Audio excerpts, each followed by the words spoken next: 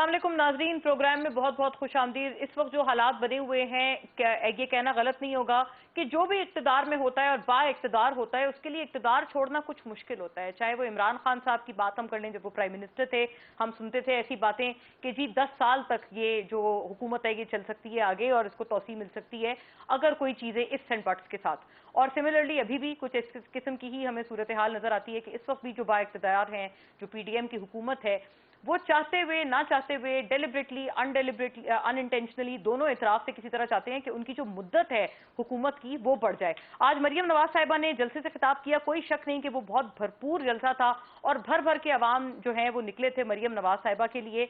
लेकिन साथ साथ ये भी कहना जरूरी होगा, कुछ लोग इसका मवाजना कर रहे हैं इमरान खान साहब के पीटीआई के जलसे से जो कि मीनार पाकिस्तान पर हुआ था। एक बात जरूर याद रखनी चाहिए और हमें काबिल गौर हमारे लिए होनी चाहिए कि वो भी खासा भरपूर जलसा था, गिवन द फैक्ट कि वहां पर पूरे लाहौर में उस वक्त जो है बंदिशें थीं। 10 किलोमीटर तक मोबाइल नेटवर्क, फोन नेटवर्क बंद कर दिए गए थे, मुअत्तल कर दिए गए थे। यानी गोया ये कि एक फोर्स, एक ब्रूट फोर्स हमें नजर आ रही थी उस जलसे के अटेंडेंट्स को अटेंड ना करने देने के लिए, कि कोई वहां जाए नहीं और जलसे की अटेंडेंस जो है वो कम से कम हो। बट डिस्पाइट दैट, बड़ी बात है कि उन्होंने भी इतने लोग जमा किए थे। और हाँ, having said that, Maryam Nawaz साहिबा के भी आज के जलसे में बहुत भरपूर लोग थे। दोनों जलसे क्योंकि माह रमजान में हुए, इससे पॉलिटिकल पल्स का हम अंदाजा लगा सकते हैं कि अवाम इस वक्त पॉलिटिकली किस हद तक चार्ज्ड हैं। इतनी बात तो हम कंक्लूसिवली कह सकते हैं। लेकिन अदलिया के ऊपर नाजरीन खासी बात हो रही है। आज मरियम नवाज साहिबा ने भी बात की है, बिलावल भुट्टो साहब ने भी, और फिर पीटीआई का भी इस पे एक वर्जन आ रहा है, उनका भी एक अपना मौकफ आ रहा है। हाँ, लेकिन इसको वो कुछ लोग पीटीआई के जैसे फवाद चौधरी साहब इसको पाकिस्तान के जोहरी प्रोग्राम से अटैच कर रहे हैं, इलेक्शंस के ना होने को। वो एक खासी गैर मुनासिब बात है। इसी तरह की काफी बातें हमें पीडीएम के रहनुमाओं से भी सुनने में आ रही हैं, सुनने में इतनी अच्छी नहीं है, प्लेजेंट नहीं है। उसको कहा जा रहा है कि हम नजरियाती हो गए, पार्लिमानी सुप्रीमेसी चाहते हैं। लेकिन क्या ये इत्तेफाक है कि ये पार्लिमानी सुप्रीमेसी उसी टाइम पे याद आई जब सुप्रीम कोर्ट में इलेक्शंस के मामले पर समाअत अंडर वे थी हुकूमत को? क्या ये बहुत महज एक हसीन इत्तेफाक है हुकूमत के लिए? हम ऐसा नहीं समझते। बिलावल भुट्टो साहब ने भी आज कुछ इस तरह की बात की, वो सुनिएगा, फिर मरियम नवाज साहिबा की भी बात आपको सुनाते हैं। चीफ जस्टिस के पास कहां पावर है कि वो डैम फंड बना दे? ये लोग फिरौन की तरह बैठते हैं, अपनी मर्जी की आईन। किसी ने डैम बनाना है तो हम डैम बनाएंगे, किसी ने पंजाब हुकूमत का तख्ता हिज़्ब ऑपोजिशन को दिलवाना है तो वो आईन को अपने फैसले में तोड़ते हैं। फिर ये हुआ कि इन अल्फाज में बिलावल भुट्टो साहब ने साबिक चीफ जस्टिस साकिब निसार साहब को तो याद किया, लेकिन काफी रेफरेंसेस मौजूदा निज़ाम अदल पर भी उन्होंने इस अपने कोवर्टेड रेफरेंस में दिए। मरियम नवाज साहिबा ने भी कुछ बहुत दिलचस्प बात की है आज के इसी जलसे में, वो भी सुनिएगा। मैं ये इमरान के सहूलतकारों को ये पैगाम देना चाहती हूँ, आज लाखों अफराद की मौजूदगी में ये पाकिस्तान है, ये पाकिस्तान की अदलिया है, आपका जॉयलैंड नहीं है जहां आप बेगमात और बच्चों की एंटरटेनमेंट के लिए फैसले करते हो। कहीं फिरौन से तशबीह तो कहीं जॉयलैंड का रेफरेंस। एक अजीब सूरत हाल है, गहमा गहमी की है और कशमकश की है, इसमें कोई शक नहीं। और ये ज्यादा देर तक अगर प्रिवेल की तो यकीनन किसी के भी मफाद में नहीं होगा, किसी इदारे के मफाद में नहीं होगा, किसी जमात के, किसी मुल्क, किसी फर्द वाहिद के भी हक में नहीं होगा। तमाम मामले पर बात करेंगे after a break. Stay with अस।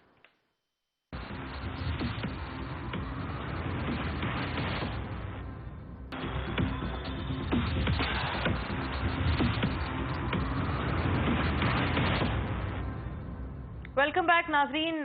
बात को आगे बढ़ाते हैं और बहुत ही खास इस वक्त मुल्क एक सूरत हाल से गुजर रहा है जहां पे हमने पहले भी जैसे बयान किया कि एक तरफ तो एक सियासी हलचल है और एक दलदल नजर आता है, बहुत एक टॉक्सिसिटी का माहौल है और एक बहुत एक दूसरे के खिलाफ एक दूसरे को ना देखने वाली रविश है। दूसरी तरफ सुप्रीम कोर्ट के भी इख्तियारात अब बाकायदा तौर पर, जो कल मुसविदा पेश हुआ है कौमी असेंबली में, उसके थ्रू सुप्रीम कोर्ट के चीफ जस्टिस की powers regarding the suo motu limit की गई हैं। और ये बड़े मजे की बात है, हसीन इत्तेफाक है कि ये हुआ तब है जब सुप्रीम कोर्ट इलेक्शंस के इनेकाद पर केस सुन रहा था। इस पूरे मामले को टेकअप करते हैं। एक तरफ सुओ मोटो के ऊपर तो पहले ही कहते थे कि वो ज्यूरिसडिक्शन से ऊपर जाकर या अदालत जो है जब अपने तजावुज करती है अपने इख्तियारात से, तो उसको गोया समझा जाता है कि वो तब सुओ मोटो लेती है। और साकिब निसार साहब के टाइम पर हमने ये चीजें बहुत देखी थी और तवातुर के साथ देखी थी और काफी अनप्लेजेंट चीजें थी। लेकिन दूसरी तरफ पीटीआई के कहते हैं कि ये अगर चीज करनी ही थी तो इसका ये कोइंसाइड करना इलेक्शंस की समाज से और इस पूरी केस से समाज से, क्या ये जरूरी था? तमाम मामले पर बात करते हैं। We are joined by none other than Raja Riaz साहब। Raja Riaz Ahmad Khan, opposition leader of the National Assembly, Pakistan Tehreek Insaf के बड़े एक पहले मुनहरिफ अरकानी मैं उनको कहूंगी, अभी भी he is formally in the PTI only. Welcome sir, thank you for gracing the show, आपके वक्त का बहुत शुक्रिया। पहला सवाल मैं आपसे यही अर्ज करना चाहूंगी कि एक तरफ तो ये कहा जा रहा है कि पीटीआई वाले आप पर इल्जाम लगा रहे हैं, हुकूमत पर इल्जाम लगा रहे हैं कि आप लोग चीफ जस्टिस ऑफ पाकिस्तान को मुतनाज़े बना रहे हैं। इस सिलसिले में अब कानून बाकायदा तौर पर जो है वो कौमी असेंबली में कल बहुत सारी तकारीर हमने देखी, कुछ प्लेजेंट और कुछ अनप्लेजेंट भी, उन तमाम के चलते इस हवाले से कानून जो है वो बनाया गया है। अब इसके बाद आप पूरी इस चीज को कैसा देखते हैं कि क्या ये दुरुस्त सिमत में फैसला है, या आपको लगता है कि जैसे पीटीआई वाले कह रहे हैं उनकी लॉजिक में कोई ना कोई वजन है, क्योंकि वो तो शदीद तरीन तनकीद कर रहे हैं आप तमाम पर, ऑल्दो आप अपोजिशन लीडर हैं लेकिन आप उस तनकीद में शामिल हैं कि आप लोगों ने मिलकर सुप्रीम कोर्ट के इख्तियारात सारे छीन लिए और उनके विंग्स को, उनके परों को आपने क्लिप कर दिया है।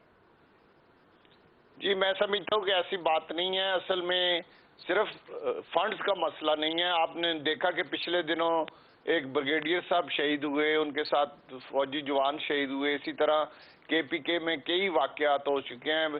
पिछले दिनों एक पुलिस लाइन की मस्जिद में धमाका हुआ जिसमें काफ़ी लोग शहीद हो गए। इसी तरह पंजाब में भी सैलाब, बहुत बड़े इलाके में सैलाब आया हुआ है और उसके असरात अभी हैं। फंड्स का भी मसला है, लॉ एंड ऑर्डर का भी मसला है, और सबसे बड़ा मसला मर्दमशुमारी का है। और उससे बड़ा मसला ये है कि हमारा मुल्क अफोर्ड नहीं कर सकता कि कौमी असेंबली के इलेक्शन और 6 महीने बाद हों और सूबाई असेंबली के इलेक्शन 6 महीने पहले 2 सूबों के हो जाएं। तो ये मुल्क के मफाद में भी नहीं है, जमहूरियत के मफाद में भी नहीं है।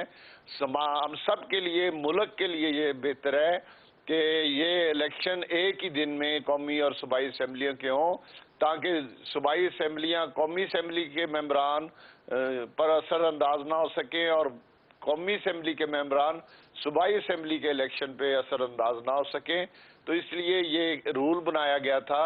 पहले यही होता था कि 3 दिन पहले सूबाई असेंबली के इलेक्शन होते थे या कौमी असेंबली के 3 दिन पहले इलेक्शन होते थे, उसके बाद सूबाई असेंबली के इलेक्शन होते थे। तो जो कौमी असेंबली में जीतता था उसके नीचे 2 जो विंग होते थे ऑटोमेटिकली वो जीत जाते थे। तो इसी को खत्म करने के लिए फिर ये कानून बनाया गया इलेक्शन कमीशन ने कि एक ही दिन कौमी और सूबाई असेंबली के इलेक्शन हो, और उसी रूल के तहत एक ही दिन हमें सूट करते हैं। हमारे जो माहौल है, जो हमारा जो कल्चर है, जिसमें बरादरीज़म भी है, जिसमें और बहुत सारी चीज़ें काउंट करती हैं, तो इसमें हमें फेयर एंड फ्री इलेक्शन के लिए एक ही दिन कौमी और सूबाई असेंबली का इलेक्शन जो है वो ज़रूरी है। आपका दूसरा जो सवाल है कि सुप्रीम कोर्ट में आज अभी कैबिनेट की मीटिंग ख़त्म हुई है और उन्होंने जो खुद नोटिस है अभी जो मेरे इल्म में आया है, उसके लिए अब जो चीफ जस्टिस के पास अख्तियार था अकेले के पास, अब उन्होंने वो अख्तियार 3 सीनियर जजों को दे दिया है कि 3 सीनियर जज बैठेंगे और वो देखेंगे कि इस चीज पे असख्त नोटिस लिया जाना है या नहीं लिया जाना। पहले सुन रहे थे कि इस पे फुल कोर्ट बैठेगा कि असख्त नोटिस लेना चाहिए कि नहीं, लेकिन अभी जो लेटेस्ट न्यूज आई है वो ये है कि इस पे 3 सीनियर जजेस बैठेंगे और वो फैसला करेंगे कि इस इशू पे असख्त नोटिस लेना चाहिए या नहीं। और मैं समझता हूँ कि ये बिल्कुल दुरुस्त है। वन मैन शो किसी जगह भी, ना जमहूरियत में ना अदालती निज़ाम में, किसी जगह वन मैन शो नहीं होना चाहिए। सबकी राय का एहतराम होना चाहिए। असेंबली के अंदर भी सबकी राय का एहतराम होना चाहिए। इसी तरह बाकी इदारों के अंदर भी सिर्फ हमारे इदारे जो है उनको छोड़ के जो डिसिप्लिन अदारे हैं, बाकी जगह पे सबकी राय का एहतराम होना चाहिए और सबकी बात सुनी जानी चाहिए। ये नहीं कि एक आदमी बैठ के सारा कुछ बुलडोज कर दे। ये ना जमहूरियत के लिए बेहतर है और ना ही हमारे जो अदालती निज़ाम है उसके लिए बेहतर है। इसके लिए ज़रूरी है कि सब मिलके एक दूसरे के राय का एहतराम करें ठीक है, आप वही आपने बात की है मिली जुली, जो कि जो डिसेंटिंग 2 जजेस हैं, यही मैं आपसे अर्ज करी थी, उन्होंने भी ये बात की है और पीटीआई वाले भी यही दरअसल तनकीद कर रहे हैं कि आप वही बात कर रहे हैं, हुकूमत वही बात कर रही है जो कि डिसेंटिंग जजेस ने की। तो ये जो एक कोइंसाइड करने वाले आपके थॉट्स हैं, ये क्यों हुए? बहरहाल ये तो हालात हाजरा पे आपने तबसरा फरमाया राजा साहब, लेकिन थोड़ा आपके अपने हवाले से भी मैं आपसे अर्ज करना चाहती हूँ। आप जाहिर है बहुत कदावर शख्सियत हैं सियासत के एतबार से, ये बताइएगा, आप अपोजिशन लीडर हैं और पाकिस्तान तहरीक इंसाफ को एक आंख भी ये बात नहीं भाती कि आप अपोजिशन लीडर हैं, बल्कि पीटीआई ने तो एक खत भी लिख रखा है जिसमें वो कहते हैं कि शाह महमूद कुरैशी को दरअसल वो नामजद करना चाहते हैं बहैसियत पार्टी अपोजिशन लीडर। आपको तो वो कहते हैं कि आप मुनहरिफ हैं। और शहबाज गिल साहब जो कि आपके हल्के से ही ताल्लुक रखते हैं, कुछ रोज पहले आपके ही हवाले से जब उनसे सवाल हुआ तो उन्होंने भी बड़ी खासी तनकीद का निशाना बनाया। मैं चाहती हूँ उसको आप सुनिएगा, फिर उसी तनाजुर में अपना जवाब फरमाइएगा about you being the opposition leader. पहली बात तो ये है कि आज 4 के करीब पीटीआई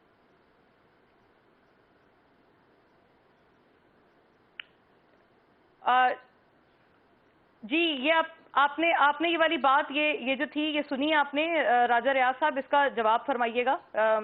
शहबाज गिल साहब भी और जाहिर है पूरी पीटीआई इसमें एक आवाज होकर ये वाली बात कर रहे हैं कि आपको तो कभी उन्होंने नामजद नहीं किया अपना अपोजिशन लीडर। पहली बात तो ये है कि आज 4 के करीब पीटीआई के जो मुनर्रफ लोग नहीं हैं वो भी असेंबली के अंदर मौजूद थे और हम भी असेंबली के अंदर मौजूद थे। मैंने वहां पे अपने ख्यालात का भी इजहार किया और हम तरीके इंसाफ के वो लोग हैं जिन्होंने इख्तलाफ किया था कि इमरान खान को असेंबली से बाहर नहीं जाना चाहिए, असेंबली में रह के जद्दोजहद करनी चाहिए। आज हमारी चीज को इमरान खान भी और उसकी सारी जमात तस्लीम कर रही है और असेंबली में वापस आने के लिए आज 4 लोग तो उनके अंदर बैठे हुए थे और बाकी भी बड़े लोगों के मुंह में पानी आ रहा है और थूक के चाटने को दिल कर रहा है तो जरूर थूक के चाटे, क्योंकि तरीके इंसाफ का काम ही ये है कि थूकना और फिर चाट लेना।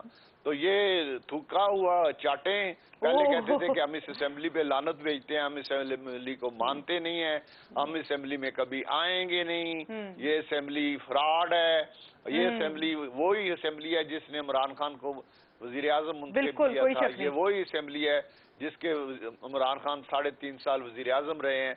अब उन्हें ये जब वो वजीर आजम की कुर्सी से उतरे तो उनको इतनी ये असेंबली बुरी लगनी शुरू होगी कि वो असेंबली छोड़ के भाग गए।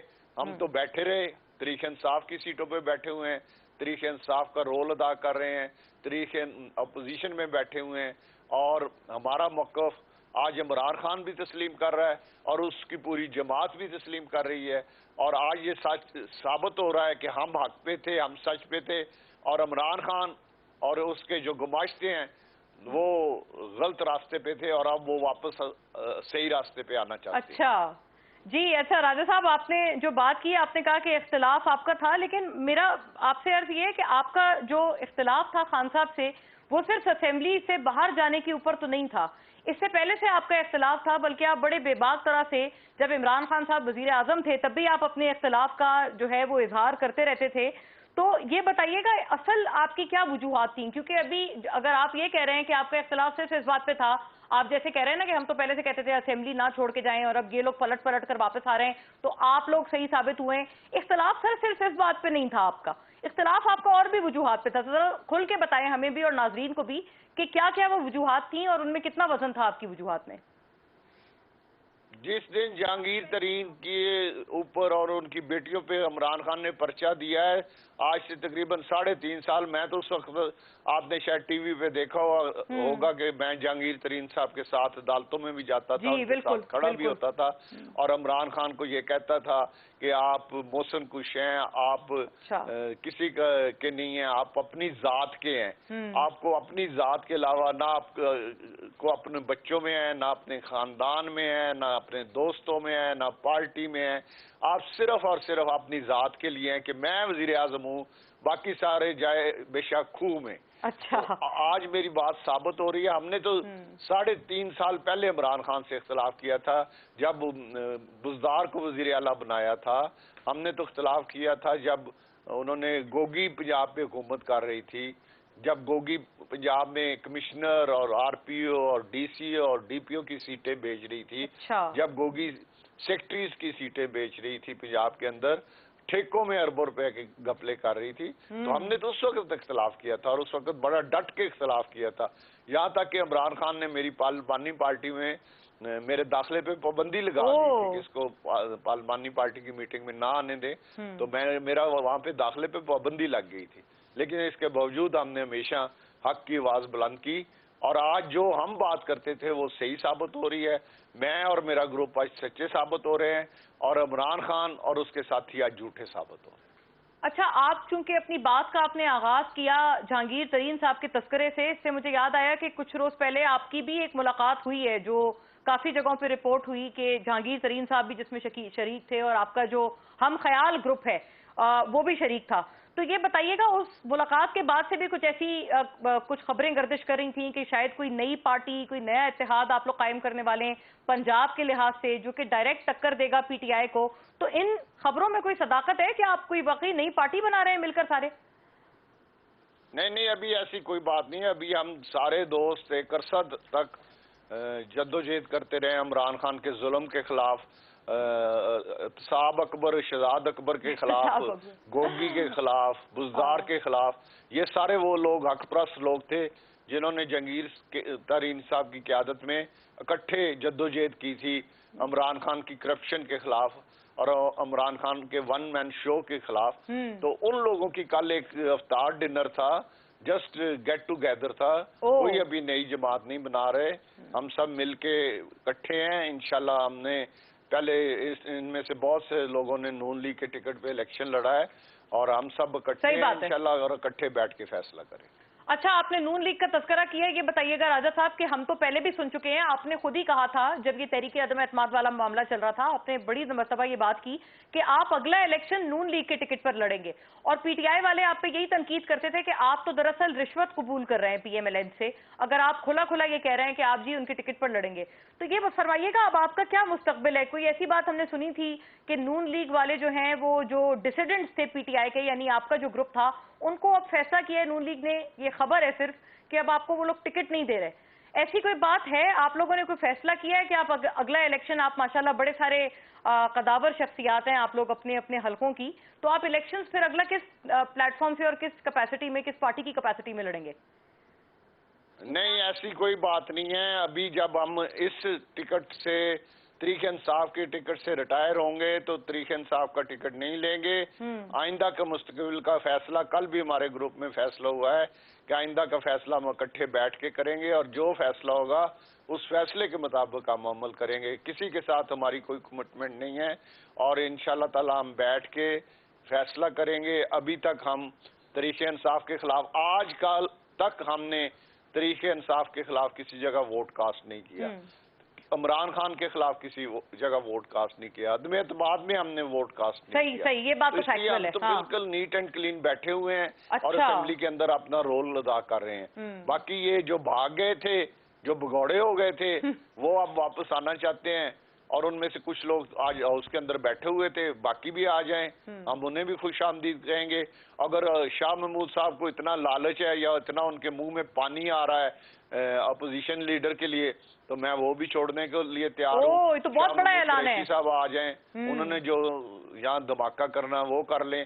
वो तो असेंबली से भाग रहे हैं, इमरान खान खुद असेंबली से भाग रहा है, तो बाकी मेंबरान को यहाँ पे भेजना चाहता है ताकि हर वक्त हल्ला गुल्ला हो, फितना हो, फसाद हो, क्योंकि वो हर जगह फसाद चाहता है। वो ये भी अब देख रहा है कि असेंबली क्यों काम एंड क्वाइट चल रही है, तो वो यहाँ पे भी फितना और फसाद करना चाहता है। अच्छा। तो भेजे अपने आदमी, शाह महमूद को भेजे, फितना फसाद कराए, ये उसका आदत है और उसने अपनी आदत ये पूरी करनी है।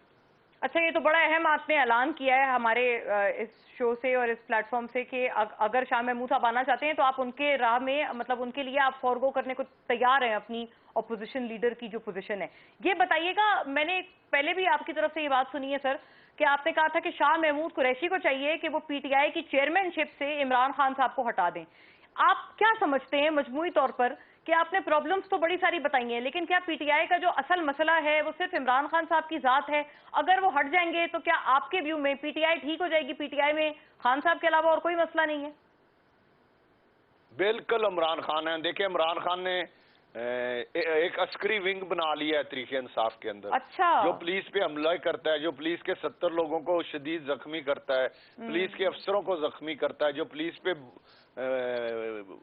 बम फेंकते हैं, बोतल बम फेंकते हैं, पेट्रोल बम फेंकते हैं, जो पुलिस पे क्लशनकोफ से फायरिंग करते हैं, जो पुलिस पे डंडे मारते हैं, जो पुलिस की गाड़ियों को आग लगाते हैं।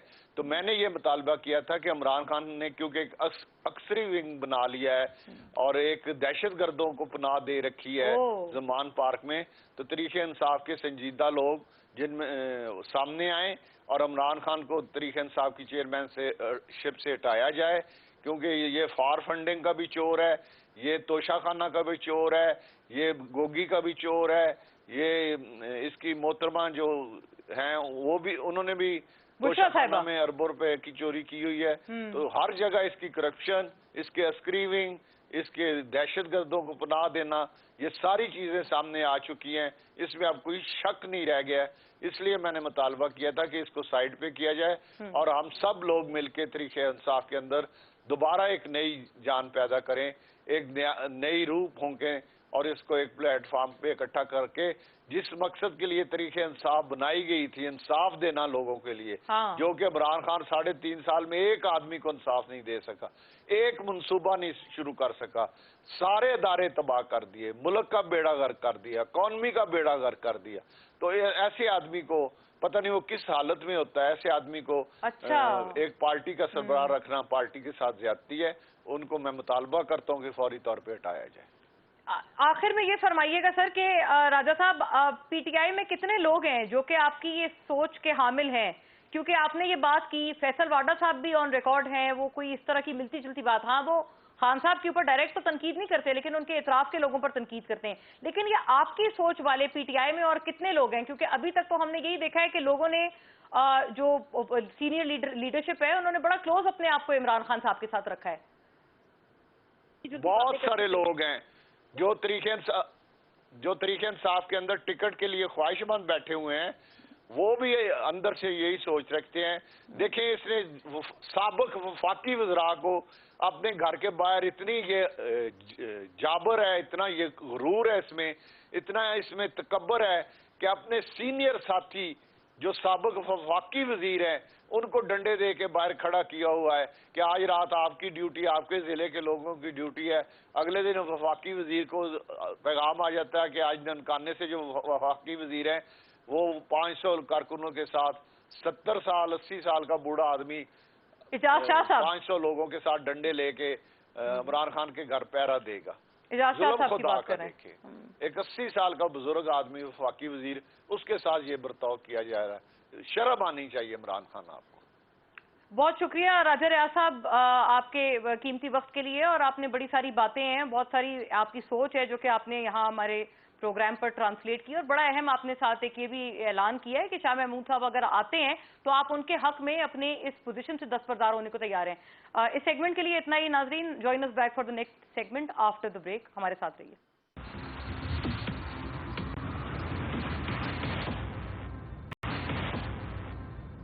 वेलकम बैक नाजरीन। सियासत और साथ साथ अदलिया के से जुड़े हुए मामलात इस वक्त एक अलग ही नहज पर और एक अलग ही पेचीदगी पर जा पहुंचे हैं। बिलावल भुट्टो साहब वजीर खारजा ने आज कौमी असम्बली में जहां वक्त के फिरौन कहकर मुखातिब किया और तशबीह दी उन चीफ जस्टिस को जिन्होंने डैम के हवाले से डैम फंड बनाया था, और उन्होंने जो बात की थी, मरियम नवाज साहिबा ने भी आज कोई जॉयलैंड से तशबीह दी कि ये कोई आपका जॉयलैंड नहीं है जहां आप अपनी मर्जी के फैसले दें। इमरान खान के सहूलतकारों का उन्होंने जिक्र किया और साथ फैमिलीज का भी उनकी एक इसी तरह के जुमले में उन्होंने जिक्र किया। बड़ी सारी बातें हैं नाज़रीन, और इस पूरे तनाजुर में वो कानून साजी है जो कि कल कौमी असम्बली से regarding limiting of the jurisdiction of supreme court और सुओ मोटो के खास तौर पर इख्तियारात को लेकर जो ये लिमिटेशन है जो कि उनके ऊपर एक लगाई गई है सुप्रीम कोर्ट की तरफ से, मौजूद पार्लियामेंट की तरफ से। अब ये एक बड़े इंटरेस्टिंग सूरत हाल में हम जा पहुंचे हैं, वो भी तब जब इलेक्शंस के मामले पर सुप्रीम कोर्ट एक केस की समाअत कर रही थी और ये तमाम मामला अंडर वे था। तमाम मामले पर जो बहुत वैल्यूबल और प्रेशियस लीगल एक्सपर्टीज है वो अभी हम इस सेगमेंट में हासिल करेंगे। हमारे साथ we are joined by Sardar Latif Khosa, Pakistan Peoples Party के स्टॉलवर्ट हैं, साबिक अटॉर्नी जनरल, साबिक गवर्नर पंजाब और माया नाज यूरिस्ट हैं। तमाम मामले पर अपनी जो सियासी एज वेल एज जो लीगल एक्सपर्टीज हैं हमें बताएंगे। Thank you sir for gracing the show. Justice नासरा जावेद इकबाल साहिबा नाज़रीन हमें ज्वाइन कर रही हैं। आप भी माया नाज यूरिस्ट हैं, one of the most prominent and celebrated names of our respected jury judicial system. बहुत शुक्रिया जस्टिस साहिबा आपकी भी मौजूदगी के लिए, आपके कीमती वक्त के लिए। ऑब्वियसली आपसे भी हम बेपनाह रहनुमाई हासिल करेंगे और मैं आपसे ही बात का अगर आगाज कर पाऊं जस्टिस साहिबा, आप पूरे इस मामले को कैसे देखती हैं? Is this the step in the right direction? एक थॉट हुकूमत की तरफ से ये आ रही है, जो उनकी तरफ से बात आ रही है कि पार्लियामान सुप्रीम है, पार्लियामान को पूरा इख्तियार हासिल है कि अगर वो अदलिया के इख्तियारात लिमिट करना चाहते हैं, और जो ये सुओ मोटो का इख्तियार था ये तो पहले ही ठीक नहीं था, तो इसको तो ठीक करके इन्होंने बड़ा अच्छा काम किया है। योर से प्लीज।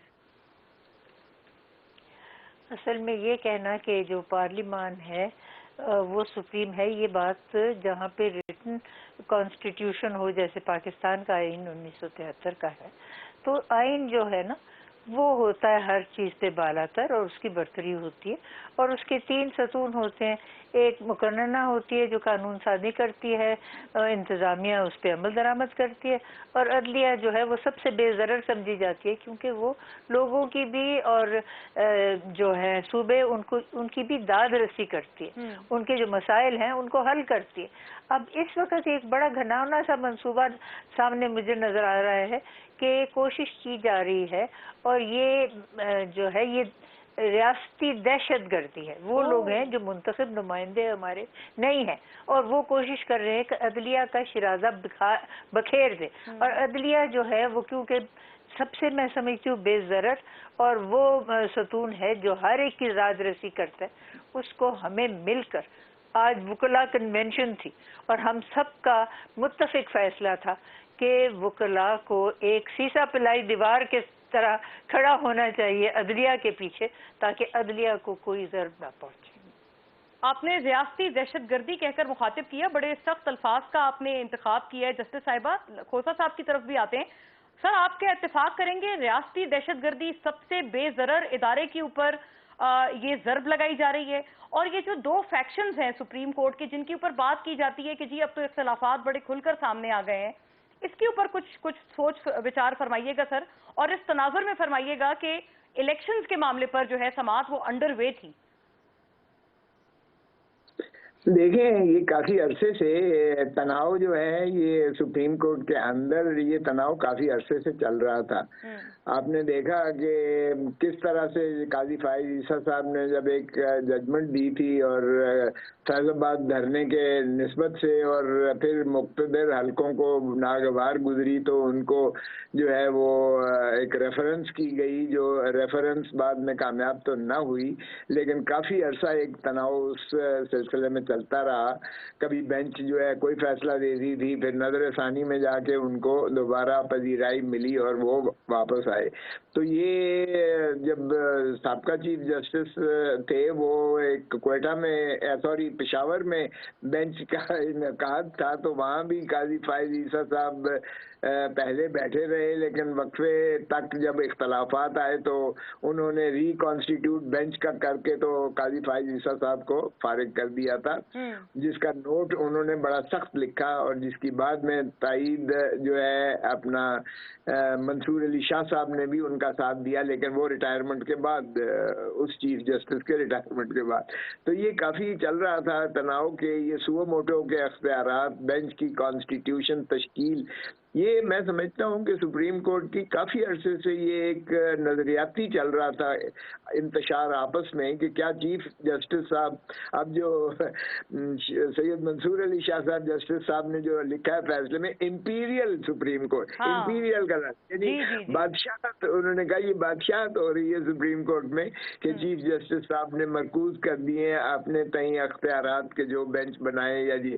तो मैं समझता हूँ आज काजी फाइज ईसा साहब की एक जजमेंट जो आई है, जो अगरचे वो सुन तो रहे थे हाफिज कुरान के केसेस में क्या उनको 183 की जी नंबर मिलने चाहिए, नहीं तो 2 यानी वो भी मेजॉरिटी जजमेंट है 2-1, शायद बिलाल साहब का इख्तलाफी नोट है उसमें, और उन्होंने कहा कि जी चीफ जस्टिस साहब उस वक्त तक न करें सुओ मोटो के अख्तियारात इस्तेमाल जब तक के रूल्स बन नहीं जाते हैं। तो ये फैसला भी कमाल का आया है। अब इससे और ज्यादा मैं समझता हूँ खलीज जो है वो बढ़ेगी। और ये तो अदलिया और सभी को पता पार्लियामेंट है। में सर खलीज बढ़ेगी? नहीं, ये अदलिया के अंदर बदकिस्मती से आई है। और जैसे उन्होंने कहा ग्रुप्स जी, प्राइम मिनिस्टर ने पार्लियामान में कहा कि जी ये एक हवा का झोंका है, हाँ। 2 जजेस का जो फैसला आया है, तो ये इसको हवा दी। ये मुस्लिम लीग नवाज का बदकिस्मती से ये पुराना वतीरा है। अगर आप 1997 में चले जाएं, 97 में, तो आपको याद होगा कि जब मोहतरम नवाज शरीफ साहब ने पार्लियामान में एज प्राइम मिनिस्टर एक तकरीर करके तनकीद की थी और सजाद अली शाह साहब चीफ जस्टिस ने उनको तौहीन अदालत में तलब कर लिया था, बुला लिया था। तो आपको याद होगा कि वो कोयटा ऑपरेशन हुआ, चमक की रीत आई, फिर पेशावर ऑपरेशन हुआ, फिर चीफ जस्टिस साहब को 2 अदालतें बन गई, सुप्रीम कोर्ट। और फिर जिस तरह से एक बच्चों वाली तमाशा बना था, 2-2 लिस्टें बनती थी, तो बहुत ही एक वो भी मज़हका खेज किस्म का सुप्रीम कोर्ट के अंदर इंतशार की शाख्साना था। और अब दोहराया जा रहा है। मुस्लिम लीग नवाज ने उस वक्त हमले किए थे सुप्रीम कोर्ट कर, आपको याद होगा, दीवारें हाँ, बिल्कुल बिल्कुल सर। और यही बात वो अभी कर रहे हैं, क्योंकि आज तो बिलावल साहब ने भी खासी तनकीद की है, उन्होंने भी फिरौन कहकर मुखातिब किया है। तो ये इसके ऊपर मैं जरा आती हूँ, लेकिन मैं आईड लाइक कि जस्टिस साहिबा को मैं I give the word on this, कि आपका एक मैडम जस्टिस साहिबा इस पे एक ओपिनियन आ जाए कि आपने इसको ज़र्फ कहकर मुखातिब किया और चीफ जस्टिस ऑफ पाकिस्तान उनके ऊपर कुछ ऐसी आवाजें भी जो खासतौर पर PMLN या गवर्नमेंट की तरफ से कुछ लोग ऐसी चीजें जो उनके एक्टिविस्ट्स हैं वो चला रहे हैं कि जी रिजाइन करें और इस तरह की बातें। तो do you see this as an attack on the sitting chief justice? Justice साहिबा, आपके व्यू में क्या एक शख्सियत पर अटैक है? मैं तो आज सारा दिन रही हूँ कन्वेंशन में जो हाई कोर्ट में होती रही है, इसलिए मैंने कोई खबरें नहीं सुनी कि आज वहाँ क्या हुआ है। देखिए, ये तो मुनासिब ही नहीं है कि जो इंतज़ामिया है या ये मुकन्नना या इंतज़ामिया हमारी पार्लियामेंट्री फॉर्म है ना, ये अदलिया को के किसी मेंबर को ख़ास तौर पे चीफ जस्टिस को कहे कि आप इस्तीफ़ा दो।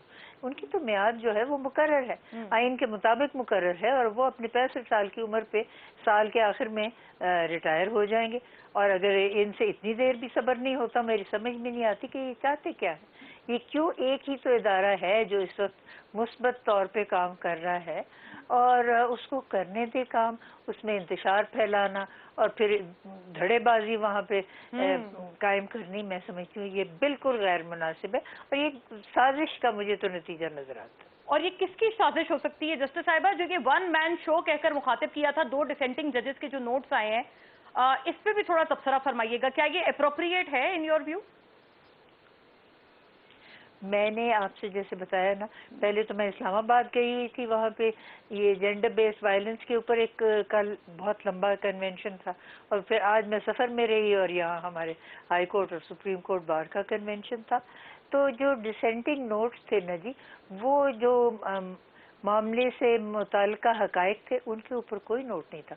उन्होंने तो नोट दिया था कि 184 जी का जो पावर है इसके ऊपर हम हिस्सा नहीं लेना चाहते, तो उन्होंने तो एक तरफ से रिक्यूज कर दिया। उसके लिए एक जज ने 25 पेजेस की जजमेंट लिखी, और कोई ज़रूरत तो थी नहीं, वो तो एक जुमले में कह सकते थे कि मैं इसका हिस्सा नहीं बनना चाहता बेंच का, और तो कुछ कहने की ज़रूरत। राइट, आपके व्यू में ये गैर जरूरी या अननेसेसरी था?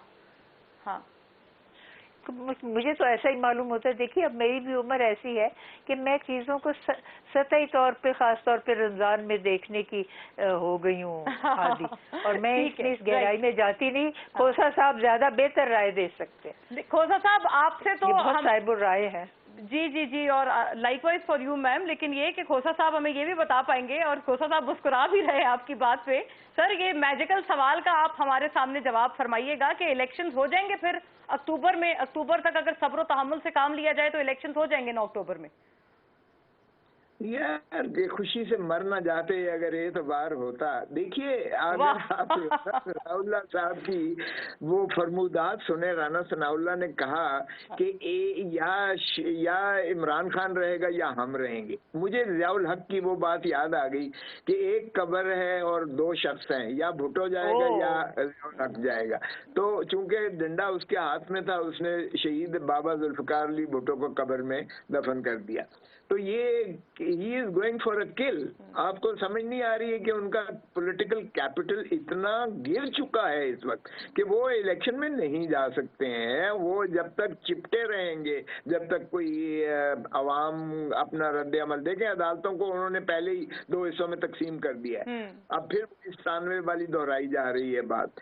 हालांकि बड़ा वाज़ेह है, किसी ने इस बात पर दोबारा नहीं है कि जब तहलील किसी कबल 5 साल यानी मुद्दत पूरी करने से पहले हो तो नॉट बियॉन्ड 90 डेज इलेक्शन का जो है बड़ा कोई गुंजाइश नहीं है इन योर व्यू कि 90 डेज से आगे जाए, तजावुज हो वक्त की। लेकिन जब 254 की बात करते हैं, 254 ने इस चीज का दिया है कि अगर कोई चीज मियाद मुकर्ररा आइन में बाद में होती है तो वो गैर आइनी नहीं होगी। लेकिन उससे मतलब ये नहीं है कि इस्तिस्ना, ये देखिए ये नेगेटिव दिया गया है, नॉट बियॉन्ड 90 डेज।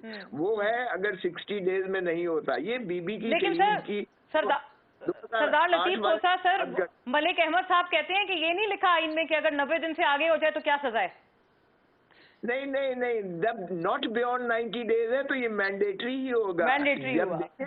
जब तहलील होती है अपनी म्याद पर तो विद इन 60 डेज है, वो विद इन 60 डेज है। यहाँ है नॉट बियॉन्ड 90 डेज, तो ये इसमें फर्क है। वो 60 डेज बीबी शहीद हो गई तो जनवरी में जो 2008 में इलेक्शन होना था वो बावजूद और कंसेंसस से मुतफिका तौर पर वो मार्च में किया गया, क्योंकि हालात इस किस्म की टेंशन थी और वो लामहला उसको पैसिफाई करना जरूरी था। वो 2 महीने दिए गए, वो पूरे मुद्दत करने के बाद या पहले इलेक्शन। तो इसका गोया ये कि इसका कंपैरिजन नहीं बनता है कि एप्पल्स एंड ऑरेंजेस हैं इन योर व्यू, राइट? बिल्कुल नहीं बनता। इसलिए ये तो ये जो इन्होंने 8 अक्टूबर दिया है वो भी there is a method in madness. वो भी इसलिए दी है, कोई सहीफा आसमानी नहीं है, इसलिए दी है कि जो आरिफ अजवी साहब हैं वो अपनी 5 साल की मुद्दत की म्याद पूरी करके सदारत से सुबुकदोश हो जाएंगे